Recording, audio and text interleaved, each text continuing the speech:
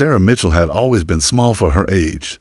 At 25, she stood barely 5 feet 3 inches tall, with thin shoulders and arms that looked like they'd snap in a strong wind. When she walked through the gates of Fort Carson Army, based in Colorado Springs for the first time, the other soldiers didn't even try to hide their laughter. "Look what they sent us," sneered Sergeant Jake Morrison, a mountain of a man with arms like tree trunks. The Army's really scraping the bottom of the barrel now. Sarah kept her head high and her mouth shut. She'd heard worse growing up in the small farming town of Cedar Ridge, Nebraska. Her father had left when she was 8, telling her mother that Sarah would never amount to anything. "That girl's too weak to help around here," he'd said. "She's worthless." But Sarah's mother, Helen, had taught her something important. "Words only have the power you give them, honey," she'd whispered while braiding Sarah's hair. "Show them what you're made of on the inside." Now, standing in the Colorado sun with her new unit, Sarah remembered those words. The men around her were twice her size, but she'd trained just as hard as any of them. She passed every test, run every mile, and earned her place here through sheer determination. "Private Mitchell," barked Colonel James Harrison, a stern man with gray hair and cold blue eyes, "you'll be assigned to communications. We need someone to handle the radio equipment." The other soldiers chuckled. Communications was considered the safe job, the place they put soldiers who couldn't handle real combat. Sarah felt her cheeks burn with shame, but she nodded respectfully. "Yes, sir." Over the next few weeks, the mockery only got worse. During training exercises, Sergeant Morrison would pair her with the weakest recruits, birds of a feather, he'd say with a cruel grin. During meals, the other soldiers would make jokes about her size, calling her tiny and mouse. Private Danny Rodriguez, a kind young man from Texas, was the only one who showed her any respect. "Don't listen to them," he told her one evening as they sat in the mess hall. "I've seen you work. You're tougher than half these guys." Sarah smiled gratefully, but inside, the doubt was growing. Maybe her father had been right. Maybe she didn't belong here. The worst came during a field exercise in the mountains. Sarah was carrying the heavy radio equipment, struggling to keep up with the unit as they climbed steep rocky paths. Her pack weighed nearly 60 pounds, almost half her body weight. "Come on, mouse," Morrison shouted from ahead. "My grandmother could move faster than you, and she's been dead for 10 years. The other soldiers laughed. Sarah's legs were burning, her lungs screaming for air, but she pushed forward. One step, then another. Her mother's voice echoed in her mind. "Show them what you're made of on the inside." Just as they reached a flat area to rest, Sarah's foot caught on a loose rock. She tumbled forward, the radio equipment scattering across the ground. Some of the delicate parts broke against the stones. Morrison's face turned red with rage. "You useless little girl, do you have any idea how much that equipment costs?" The whole unit stared as Sarah picked herself up, blood running from a cut on her knee. She gathered the broken pieces with shaking hands, tears of frustration threatening to spill over. "Maybe they should send you home to mommy," Morrison continued. "The Army's no place for weaklings." That night, alone in her bunk, Sarah almost wrote her resignation letter. The words of every person who'd ever doubted her seemed to echo in the darkness: worthless, weak, useless. But as she held the pen over the paper, she heard something else. A conversation between 2 officers outside her barracks window. "The intelligence reports are getting worse," one said quietly. "There's increased enemy activity in the border regions. We might be deployed sooner than expected. God help us if we are," the other replied. "Half these recruits aren't ready for real combat." Sarah set down the pen. Real combat was coming, and despite everything, these men would be depending on communications to stay alive. They would be depending on her. She wouldn't quit. Not now. Not ever. As she drifted off to sleep, Sarah made herself a promise. She would prove them all wrong. She would show them that strength came in many forms, and that the heart of a warrior beat just as strong in a small chest as in a large one. Tomorrow would bring new challenges, new opportunities to prove herself. She would be ready. 3 months later, Sarah had become invisible. The mockery had faded into casual dismissal, which somehow hurt even worse. The other soldiers simply acted like she wasn't there. During briefings, they talked over her. During training, they forgot to include her in team exercises.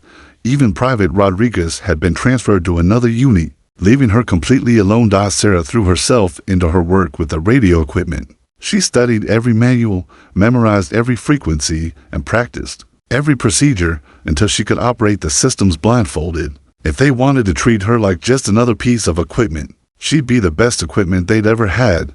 The call came on a Tuesday morning in November. Colonel Harrison's voice crackled over the base's speaker system. All personnel report to the main briefing room immediately. This is not a drill. Sarah hurried across the cold concrete courtyard, her breath forming small clouds in the mountain air. Inside the briefing room, 200 soldiers sat in tense silence. Maps covered the walls, marked with red zones and tactical information. Gentlemen, Harrison began. Then his eyes found Sarah in the back row. Lady, we've received orders for immediate deployment. Intelligence reports indicate a terrorist cell has taken control of a village near the Afghan border. Civilians are trapped, and our job is to get them out. Sarah's heart pounded. This was it. Real combat, real danger. The mission is complicated by the terrain. Harrison continued, pointing to a map that showed steep mountains and narrow valleys. Communications will be critical. We'll be operating in teams of 8, with 1 communication specialist per team. Sarah felt the weight of responsibility settle on her shoulders. Lives would depend on her ability to coordinate between teams, call for support, and maintain contact with command. Sergeant Morrison raised his hand. Sir, what about equipment? Failure? These mountains are rough on electronics. Harrison's cold eyes swept the room. That's why we're bringing our best communications people. Private Mitchell will be assigned to Alpha Team. She knows those radios better than anyone. A murmur went through the room. Alpha Team was the lead unit, the first into danger and the last to leave. Sarah felt a mix of pride and terror. After the briefing, Morrison cornered her in the hallway. His face was twisted with disgust. I don't know what kind of game you're playing, Mitchell, but when the shooting starts, don't expect us to babysit you. You keep up, or you get left behind. Sarah met his eyes steadily. I won't slow you down, Sergeant. He laughed harshly. We'll see about that. 2 days later, they were on a transport plane flying into the night. Sarah sat strapped in her seat, the radio equipment secured beside her. Around her, the other members of Alpha Team cleaned their weapons and checked their gear. Nobody spoke to her. The plane shook as they hit turbulence over the mountains. Sarah closed her eyes and thought of her mother, now working double shifts at the diner in Cedar Ridge to pay the bills. Helen had been so proud when Sarah enlisted. My brave girl, she'd whispered at the farewell dinner. You show them what Mitchells are made of. 10 minutes to drop zone. The pilot's voice crackled. Over the intercom, Sarah's hands trembled as she double-checked her equipment. The radio pack weighed 45 pounds, loaded with batteries, backup units, and emergency gear. She'd trained with it hundreds of times, but now it felt impossibly heavy. The plane's cargo door opened, revealing a black void pierced by distant flashes of light. Gunfire. The enemy was already fighting. Alpha Team, go, shouted the jump master. One by one, the soldiers leaped into the darkness. Sarah was last in line, her heart hammering against her ribs. At the edge of the door, she looked down at the hostile terrain below. Move it, mouse. Morrison's voice cut through the wind. Sarah closed her eyes, thought of her mother's face, and jumped. The parachute ride down was the longest 2 minutes of her life. She could hear gunfire getting closer, see muzzle flashes in the valley below. When she hit the ground, she rolled expertly and immediately began gathering her chute. Alpha Team, sound off. Morrison's voice came through her earpiece. One by one, the soldiers reported in. Sarah was the last. Alpha 7, secure and ready. She hefted the radio pack and began moving toward the rally point. The rocky ground was treacherous in the darkness, but she kept pace with the others. Her training had paid off. She was stronger than she'd been 6 months ago. Her endurance better than some of the bigger soldiers. At the rally point, Morrison gathered the team around a crude map drawn in the dirt.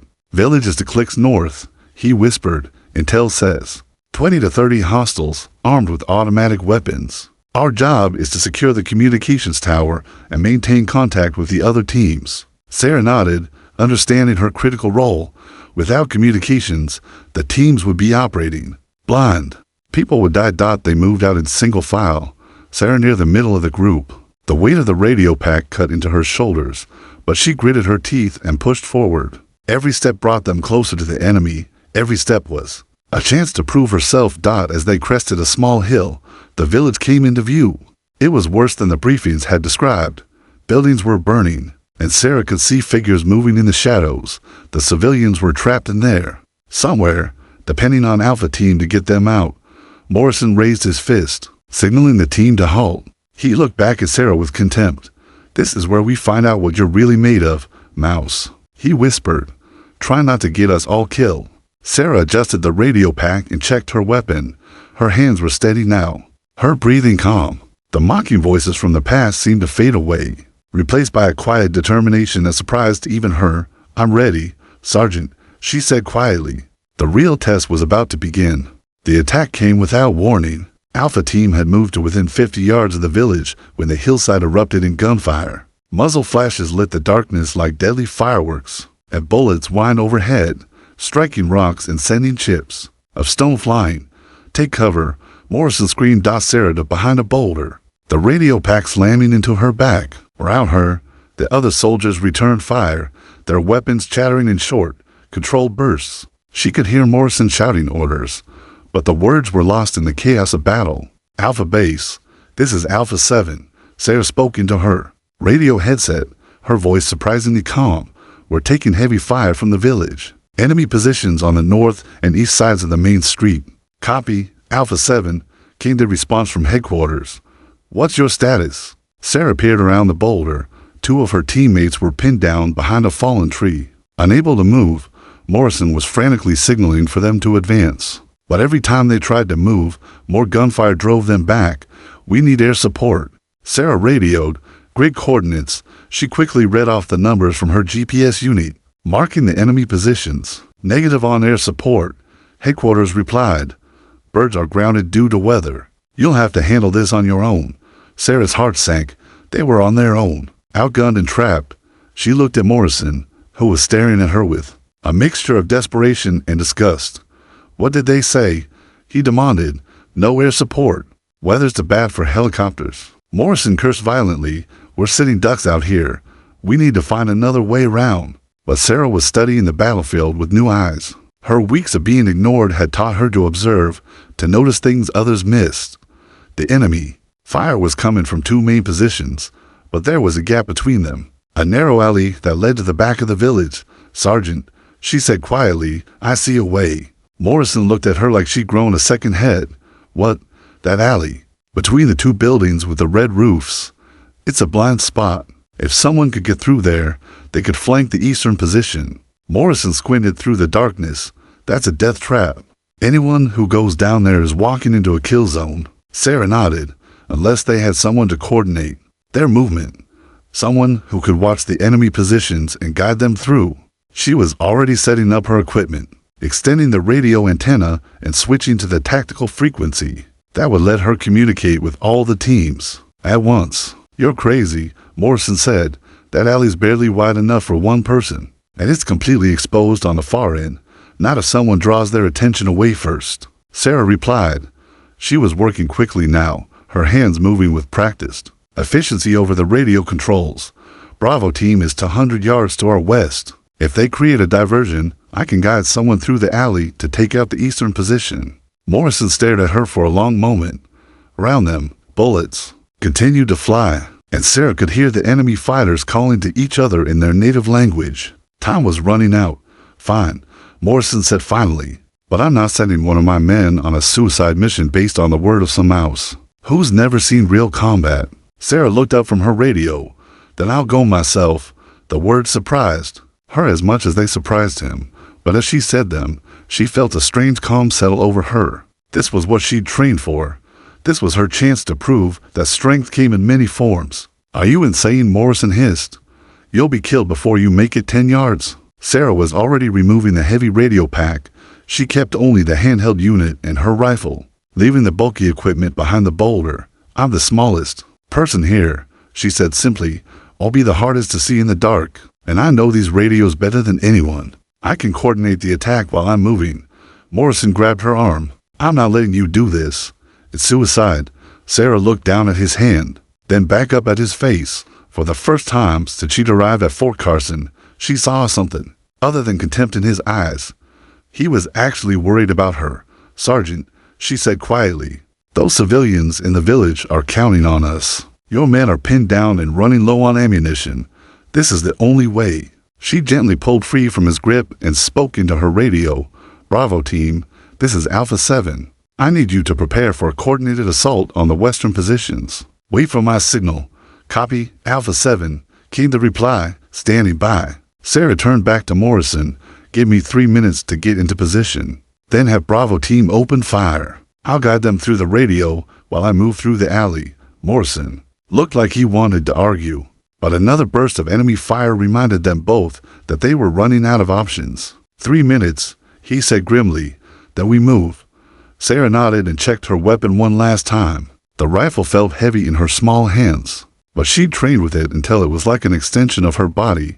She thought of her mother, back in Cedar Ridge, probably serving coffee to the early morning customers at the diner. Helen Mitchell had raised her daughter to be strong, to never give up in the face of adversity. "Show them what you're made of on the inside," Sarah whispered to herself. Then she slipped away from the boulder and began moving toward the deadly alley, her radio crackling softly in her ear as she coordinated what might be the last battle of her life. Behind her, Morrison watched in amazement as the small soldier he'd mocked and dismissed for months disappeared into the darkness like a ghost. For the first time, he began to wonder if he'd been wrong about Sarah Mitchell. Dead wrong. Sarah moved through the darkness like she'd been born to it. Every step was calculated, every breath controlled. She'd studied the terrain during their approach, memorizing the layout of rocks and ditches that now provided cover as she worked her way toward the narrow alley. Her radio crackled softly in her ear. "Alpha 7, Bravo team is in position. We have eyes on the western positions." "Copy, Bravo." Sarah whispered back. "Wait for my signal. I'm almost in position." The alley was worse than it had looked from a distance, barely 4 feet wide, with high stone walls on both sides and scattered debris on the ground. At the far end, she could see the enemy position, a sandbag machine gun nest with at least 3 fighters. Sarah pressed herself against the wall and spoke into her radio again. "All teams, this is Alpha 7. In 30 seconds, Bravo team will commence suppressive fire on the western positions. Charlie team, be ready to advance on the northern approach when the eastern gun falls silent." She was amazed at how calm her voice sounded. Inside, her heart was racing, but her training and natural instincts had taken over. This was what she was good at, seeing the big picture, coordinating multiple moving parts, making split-second decisions that kept people alive. "Understood, Alpha 7, came Morrison's voice. There was something different in his tone. "Respect. We're all counting on you." Sarah smiled grimly in the darkness. "Beginning approach now. Bravo team, commence firing in 10 seconds. She started, moving down the alley, her rifle ready. The wall seemed to close in around her, but her small size was actually an advantage here. A larger soldier would have struggled to move quickly through the narrow space behind her. Bravo team opened fire. The night exploded with gunfire as the diversionary attack began. Sarah heard the enemy fighters shouting, their attention drawn to the western side of the village. She was halfway down the alley when disaster struck. A piece of loose concrete shifted under her foot, sending a small avalanche of stones clattering down the narrow passage. The sound seemed impossibly loud in the confined space. Sarah froze, pressing herself against the wall. From the machine gun nest, she heard voices speaking urgently in the local dialect, then footsteps. Someone was coming to investigate. Sarah's mind raced. She was trapped in the alley with nowhere to hide. If they found her, she'd be killed instantly, and the mission would fail. The civilians would die. Her teammates would die. She made a decision that surprised even her. Instead of retreating, she moved forward, faster now, abandoning stealth for speed. She reached the end of the alley just as an enemy fighter rounded the corner, rifle in hand. For a split second, they stared at each other in mutual shock. The fighter was a big man with a black beard and dark eyes that went wide. When he saw the small American soldier emerging from the shadows, Sarah's training kicked in. She fired twice, center mass, before the man could raise his weapon. He dropped, without a sound, but his friends in the machine gun nest had heard the shots. Sarah could hear them moving, trying to turn their heavy weapon around to face this new threat. "All teams, eastern position is compromised," she whispered urgently into her radio. Beginning assault now. She pulled a grenade from her vest, pulled the pin, and tossed it into the machine gun nest. The explosion lit up the night. and suddenly the deadly crossfire that had pinned down Alpha Team was gone. Eastern gun is down. Morrison's voice came through her earpiece. All teams, advance. Sarah could hear gunfire erupting all around the village as the other teams pressed their attack. But she wasn't done yet. Intelligence had indicated that the enemy commander was in a building behind the machine gun nest. If she could capture him, they might learn the locations of other terrorist cells. She moved through the smoke and debris, her rifle ready. The building was a simple stone structure with a wooden door. She could hear voices inside, someone giving orders in an urgent tone. Sarah took a deep breath and kicked the door open. Inside, she found 3 men gathered around a radio set. Maps were spread on a table, showing other villages, other targets. The man in the center was older, with gray hair and cold eyes. He looked up as Sarah burst in, and she saw something that chilled her blood.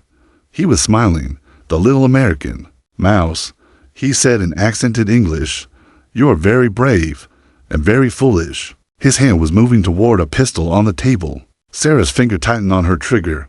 "Don't move," she ordered. "Hands where I could see them." The man chuckled. "You think you have won something here? This village means nothing. We have already moved the important prisoners. You're precious. Civilians are elsewhere, and by morning, they will be dead." Sarah felt her blood run cold. The intelligence had been wrong. They'd been led into a trap, fighting for an empty village while the real objective slipped away. "Where are they?" she demanded. The man's smile widened. "Somewhere your big, strong soldiers will never find them, but perhaps." He studied her face carefully. Perhaps someone small and clever might have a chance. If she were willing to trade her life for theirs. Sarah kept her rifle trained on him, but her mind was racing. He was offering information in exchange for what? Her capture. Her death? "All teams, this is Alpha 7. She spoke into her radio.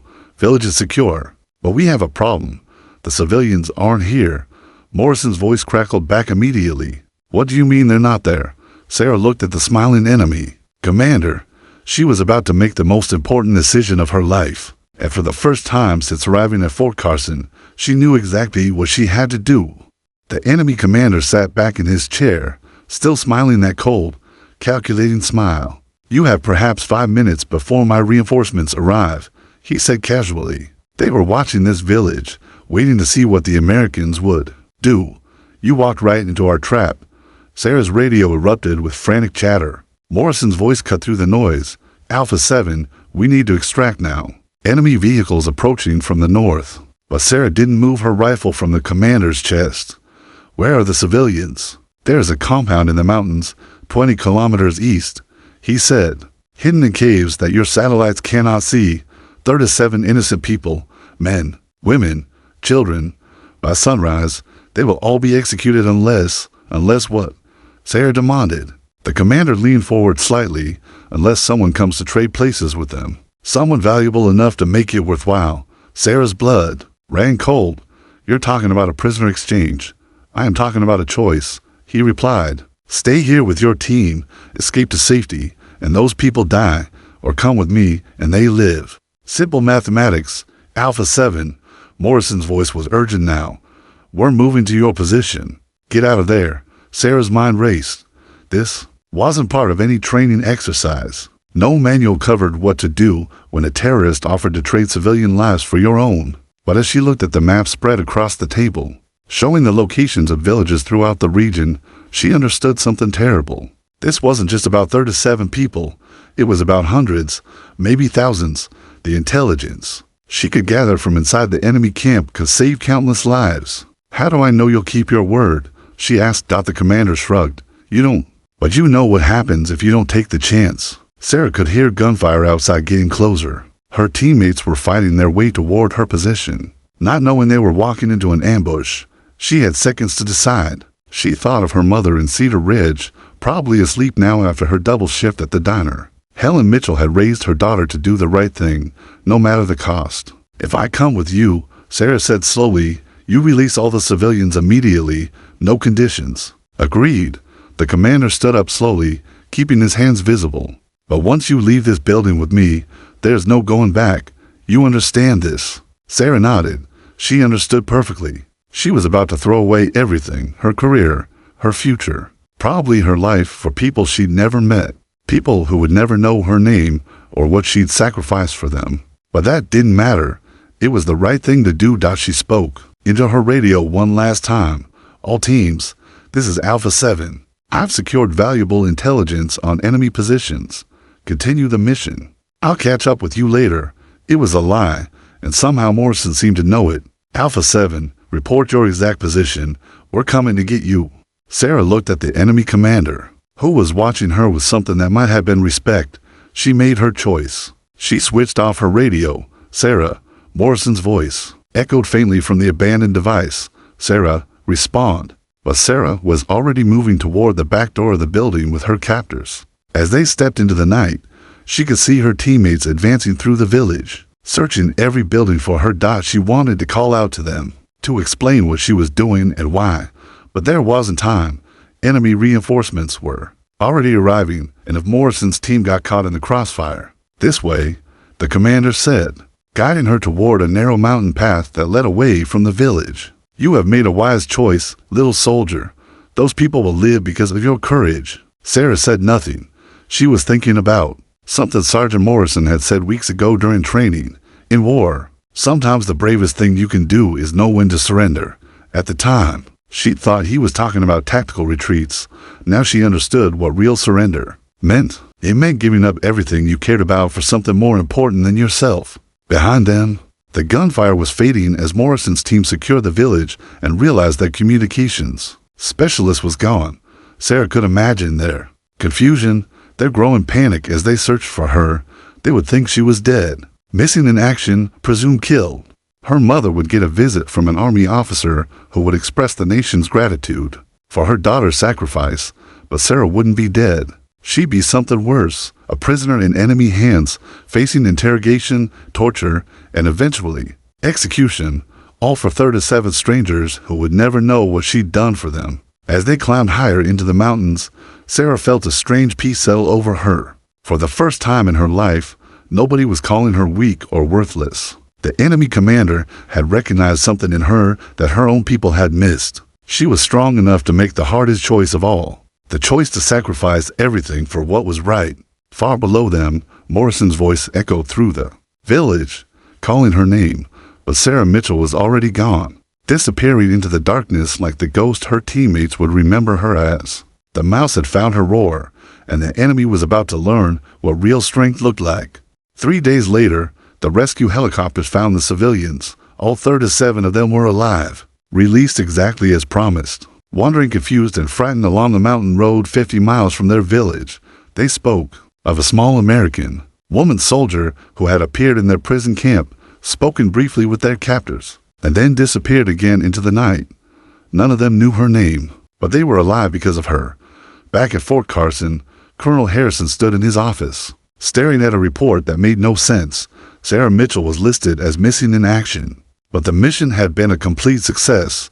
The terrorist cell was destroyed, the civilians were safe, and intelligence gathered from their computers was helping locate other enemy positions throughout the region. Sergeant Morrison sat across from the colonel's desk, his face haggard from 3 sleepless nights. Sir, she was right there. 1 minute we were talking to her on the radio, the next minute, nothing. We searched every building, every cave, every hiding spot for miles around. The enemy commander you captured, Harrison said, flipping through the file.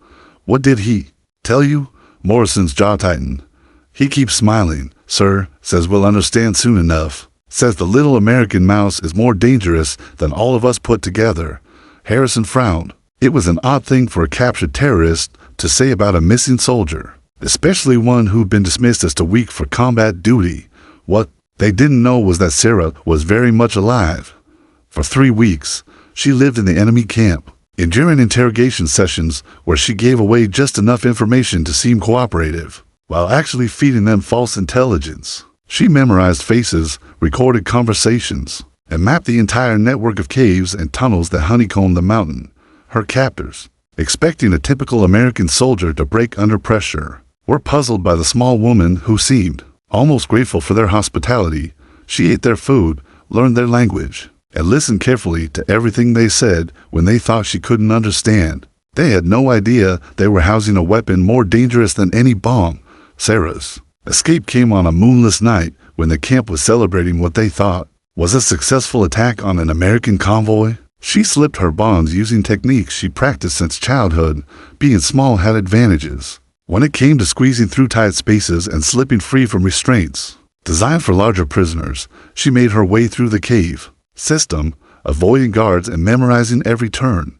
At the exit, she found what she'd been looking for, a communication station they used to coordinate with other cells across the region. Working quickly and silently, Sarah connected her small emergency radio to their equipment, boosting her signal strength enough to reach American forces hundreds of miles away. But instead of calling for immediate rescue, she did something that would change the course of the entire conflict. She transmitted everything. Every face she'd memorized, every conversation she'd overheard, every detail about the network of caves, and the locations of 3 other prison camps.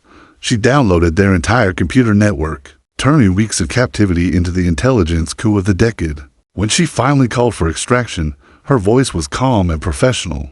Fort Carson Base, this is Private Sarah Mitchell, Alpha Team. I have priority intelligence for immediate transmission to command. The radio operator at Fort Carson nearly fell out of his chair. Sarah Mitchell, you're listed as Kier. Where the hell have you been? Working, Sarah replied simply. I need immediate extraction and air support at the following coordinates. And tell Colonel Harrison that the mouse has been very busy. The rescue operation was swift and devastating. Guided by Sarah's intelligence, American forces hit 17 enemy positions simultaneously, rolling up the entire terrorist network in a single night. Hundreds of prisoners were freed, thousands of lives were saved, and the region's security improved overnight. When the helicopters landed at Fort Carson, Sarah stepped out into the Colorado sunlight, thinner than before, but with eyes that burned with quiet confidence. Sergeant Morrison was waiting for her, and for the first time since she'd known him, he was speechless. Private Mitchell, he said, finally, I owe you an apology. Sarah looked at the man who had tormented her for months, who had called her worthless and weak. She thought of all the cruel words, all the mockery, all the times she'd been dismissed and ignored. Then she smiled. No, Sergeant, she said quietly, you don't owe me anything. You taught me something important. Morrison frowned. What's that? That strength isn't about how loud you can shout or how much weight you can lift, Sarah replied. It's about how much you're willing to sacrifice for what's right. Within a week, the story had spread throughout the army. The small soldier who had been mocked and dismissed had single-handedly gathered intelligence that broke the back of the region's terrorist network. Enemy communications intercepted by intelligence agencies showed that they now referred to her with a mixture of fear and respect. They called her the Ghost, the American who appeared from nowhere, saw everything, and vanished like smoke. Colonel Harrison called her into his office 1 month later. On his desk was a stack of commendations, including a recommendation for the Medal of Honor. Private Mitchell, he said, I have to ask, how did you know? How did you know that surrendering yourself would lead to all this? Sarah thought for a moment. I didn't know, sir. I just knew that 37 people were going to die if someone didn't do something. The rest, well, sometimes being underestimated is the greatest advantage you can have. Harrison nodded slowly. The Army would like to offer you a promotion. Special Operations is interested in your skills. Sarah smiled. Thank you, sir, but I think I'd like to stay right here for a while. I have some training to finish. She thought of her mother back in Cedar Ridge, who would soon receive a visit from an Army officer. But this time, it wouldn't be a condolence call. It would be to inform Helen Mitchell that her daughter was a hero. As Sarah walked across the base that afternoon, she noticed something different. Soldiers stepped aside respectfully. Officers nodded as she passed. The mockery was gone, replaced by something she'd never experienced before. Respect, fear, admiration. They had called her worthless. Now the enemy feared her name, and Sarah Mitchell, the small town girl who had refused to quit, had found something more valuable than their approval. She had found herself. The mouse had become a legend.